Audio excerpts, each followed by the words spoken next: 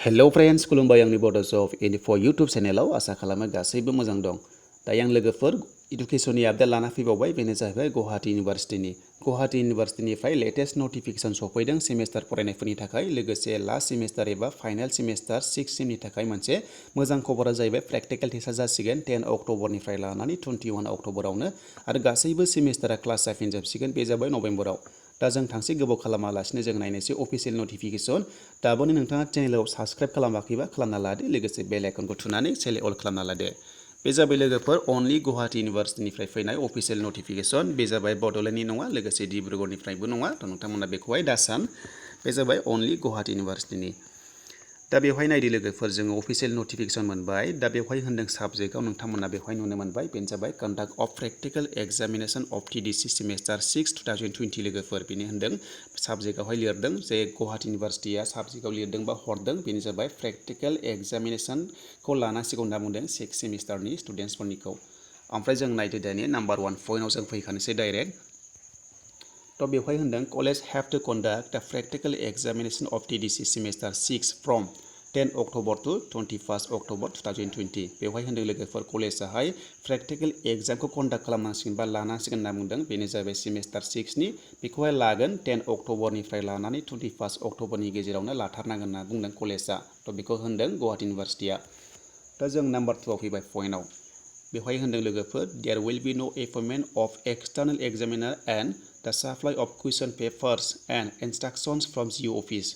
थ' लोगोफोर बेवहाय नोंथांमोना गोसो होनानै नायबानो जाबाय बेवहाय एक्सटार्नेल माने एग्जामिनार फैनाय नङा होनना बुंदों गुवाहाटी इउनिभारसिटिनिफ्राय बा होलाय जानाय नङा बुंदों बा जिखुनु जाया एक्सटार्नेल माने फैनाय जानाय नङा बे प्रेक्टिकल टेस्टआव। ओमफ्रायहाय आरोबाव कुइसन पेपार साप्लाइ खालामनाय नङा होनना बुंदों गुवाहाटी इउनिभारसिटिनिफ्राय। ओमफ्राय बेखौहाय कलेजानो खालामनांगोन होनना बुंदों एबा कलेजानो कुइसन पेपारखौ दाननांगोन होनना बुंनाय जादों लोगोफोर। थ' बेहाय बुंदों कलेजा रिक्वेस्ट टु सेट द कुइसन papers for the practical examination होनना बुंदों लोगोफोर मानो होनोब्ला कलेजानो बेखौहाय खालामगोन प्रेक्टिकल एग्जामिनेशननि बा बे प्रेक्टिकल टेस्टखौ लानाय जागोन होनना बुंदों।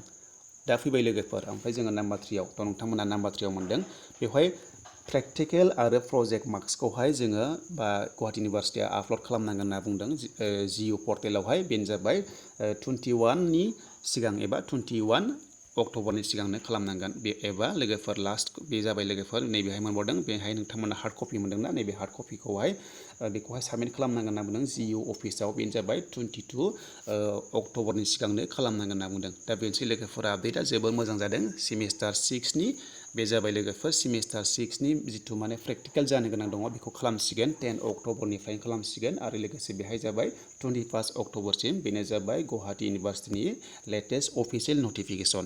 ओमफ्राय जोङो दायो थांसैलाय मोनसे अफिसियेल नटिफिकेसन नायनोसैलाय लोगोफोर जे सेमिस्टारनि क्लासआ माब्लानिफ्राय स्टार्ट जागोन आरो लोगोसे एग्जामा माब्ला जागोन जों गासैखौबो नायफिनजोबनोसै आरोबाव जों थांसै थ' नोंथांमोना बेनिखायनो भिडिअखौ गोसो होनानै नायलांबावदो।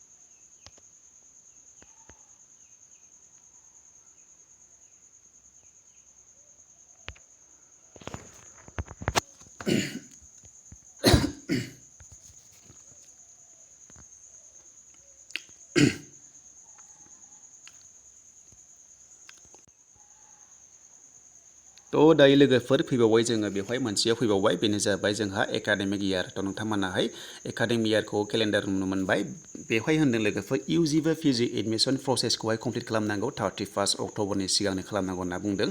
ओमफ्राय बेवहाय होनो क्लासआ सेमिस्टारना जोंहा क्लासआ जागोन 3 फार्स्ट आरो फिफ्थना जागोन क्लासआ लोगोफोर बे जाबाय नभेम्बरनि 1निफ्रायनो स्टार्ट जागोन होनना बेहाय बुंदों ओमफ्राय बुंबाय लोगोफोर आरोबाव पिजि लेभेलनि थार्ड सेमिस्टारनि क्लासआबो जागोन नभेम्बरनि 1निफ्रायनो जागोन ओमफ्राय आरोबाव पिजि फार्स्ट सेमिस्टारनि क्लासआ स्टार्ट जागोन लोगोफोर 18 नभेम्बराव ओमफ्रायहाय ब्रेक लागोन मार्चनि 1 तारिखनिफ्राय लानानै 7 तारिखसिम ओमफ्रायहाय एग्जामा जाहैसिगोन इउजि पिजिनि एग्जामा जाहैगोन मार्चनिफ्रायनो स्टार्ट जागोन लोगोफोर बेनो जाबाय मार्च 2021 निफ्रायनो स्टार्ट जागोन एबा मार्चनि 8निफ्रायनो जागोन 2021 निफ्राय लानानै 26 मार्चसिम 2021 बेनोसै लोगोफोर आरोबाव सेमिस्टारा ब्रेक थागोन 27 मार्चआवहाय लोगोफोर बेनिफ्राय लानानै आरोबाव नोंथांमोना मोनबावदों नैबे जाबाय लोगोफोर नोंथांमोनाहाय सेमिस्टारनि नैबे माखासे दंबावो जियु केम्पास बे माखासे प्रग्राम दं बे जाबाय एप्रिलनि 5 थ' बेबायदिनो माखासे आरोबाव इउजि पिजिनि एग्जामाहाय स्टार्ट जाफिनबावगोन बेनो जाबाय 9 सेप्तेम्बर थ' लोगोफोर सरि बियो आगस्टआव जागोन 9 आगस्टआव जागोन 2021 निफ्राय लानानै थ' बेबायदिनो नेक्स्ट एकाडेमिक सेसना जागोन जोंनिया